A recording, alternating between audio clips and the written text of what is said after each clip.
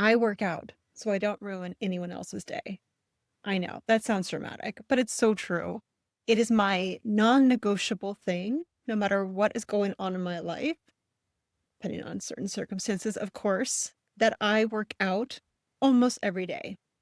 Even if it's just a walk, even if it's just yoga, even if it's lifted hard weights, even if it's 5 minutes, it's something. And yeah, I do it so that I'm a better person for everybody around me. And yeah, true, I might want the effects I get of looking better, feeling better in my clothes, getting the endorphin high after a good sweat.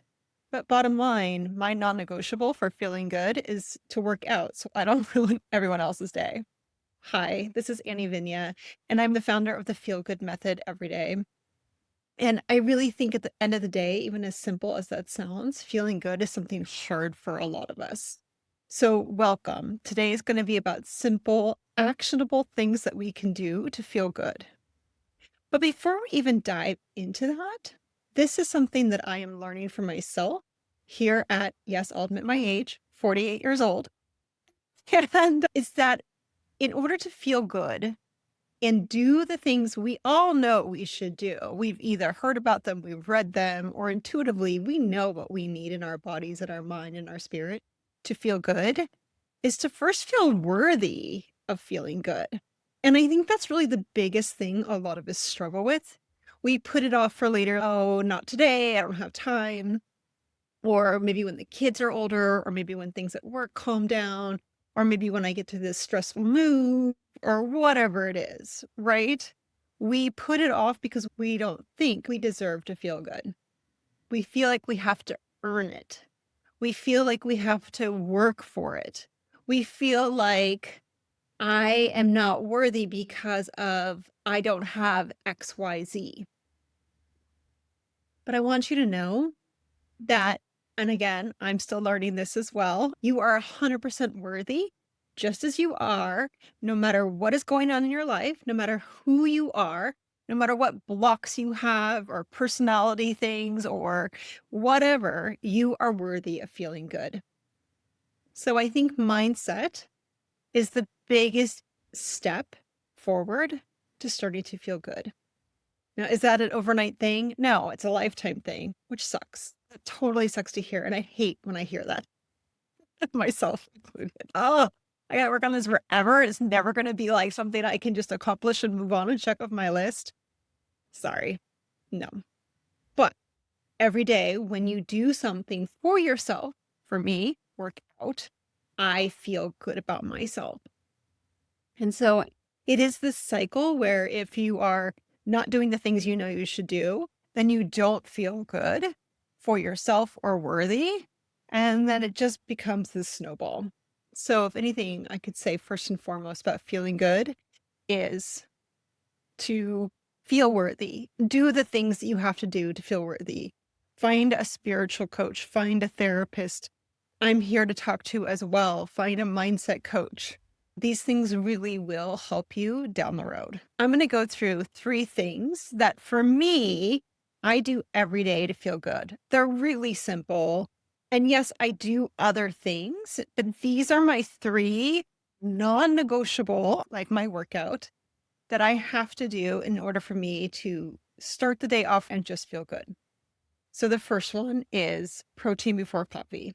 I love coffee. I'm a coffee addict in some ways. I could drink it all day long if my body would let me and I wouldn't get all shaky and jittery and just have the twitches going on. I would. I love it. I love the taste of it. I love it black. I love it with all the things like the creams and the syrups. Like it doesn't matter. I just truly love it. But I realize that if I go for that first in the morning, because that's why I get up is to get my coffee, is that if I drink that before anything else, protein, water, I get the shakes, I get the jitteries, I get that anxious heart rate. And actually studies show that if you're drinking coffee first before anything else, it spikes your cortisol. So if you're a person that's already anxious about doing all the things in the morning you have to do, get ready for work. Maybe you've got kids, you got to get ready for work. Maybe you got to walk the dog before you go. Maybe you got to eat breakfast. Maybe you have a long commute. Maybe you got to figure out the last slide of a presentation for a work meeting later that day. That anxiety, that cortisol is just spiking higher because I've just only drank coffee and nothing else. So what I've realized is that if I have a little bit of protein and or a meal, then have my coffee, I am so much better. I enjoy my coffee actually more because I know I'm not going to get the shakes and jitters. I actually have time to sip it instead of just chug it before I got to jump in the shower or jump in whatever I got to do to get ready. And so for me, non-negotiable in order to feel good every day, protein or a full meal before coffee, and then have the coffee, all the coffee that you want. Okay, so that's number one. Number two, and I already talked about this, is workout. Even when my babies were little and my husband had to go to work and I knew I was in a rush, I would get up at the crack of dawn, 4:35. I would go to a workout class because that's what I loved at the time. Now lately, I'm working out at home, actually in my closet. I won't lie.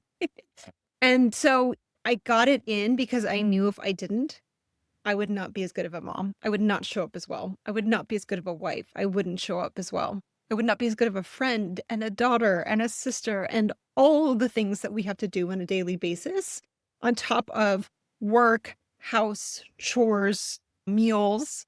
I just couldn't show up as much because I didn't get that workout in for me. So, total non-negotiable for me. What is it for you? As I start to go through these, maybe you're already thinking about them. Maybe some of them are like, oh yeah, that's mine too. Or maybe that should be mine because I feel like I do. Okay. And then the third one is to get outside for me.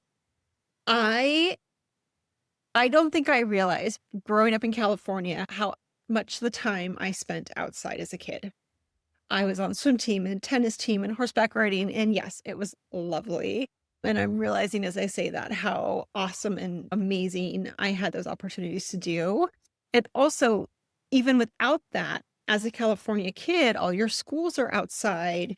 You are just always outside. And so moving to other locations around the country, because we've moved a lot, people aren't outside as much. And as we get older, we're just not outside as much. Maybe we've got kids, we get ready for work, we put them in the car, we drop them off at school, we go to work, we work inside an office building or we work inside the house. And then we go back and we take the car, we go to the chores. And so we're not really ever outside, except maybe for the few minutes we're walking to and from a car into another building.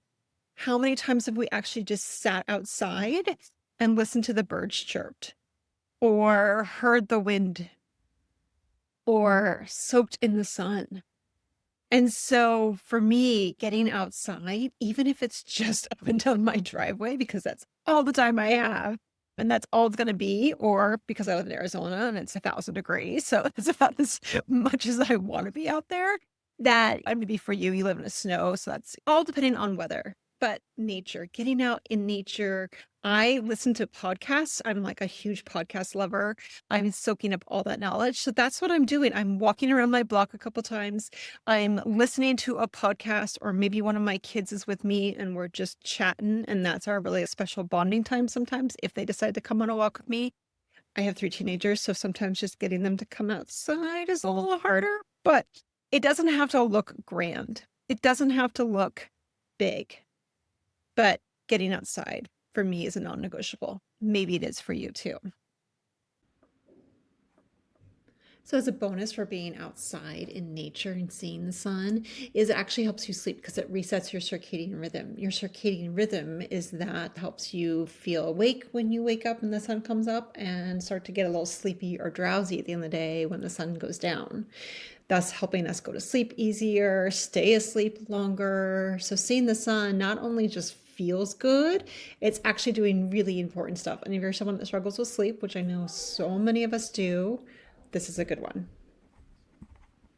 Okay, so after hearing my 3 things, protein before coffee, working out, getting outside in nature, I know I'm a better person at the end of the day, every day because of it. I'm a little bit more tired. I've got a full belly and I've seen the sun and I've felt the sun on my skin. What about for you?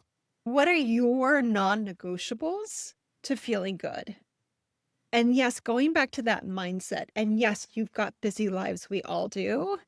How can you start to feel good? Even if it's just 1 minute of something, just starting that first little baby step to starting to feel good for yourself and feel worthy. Take it. You don't need to earn it. All right. Let me know in the comments what your non-negotiable is. I read every single comment because I love to hear from all of you.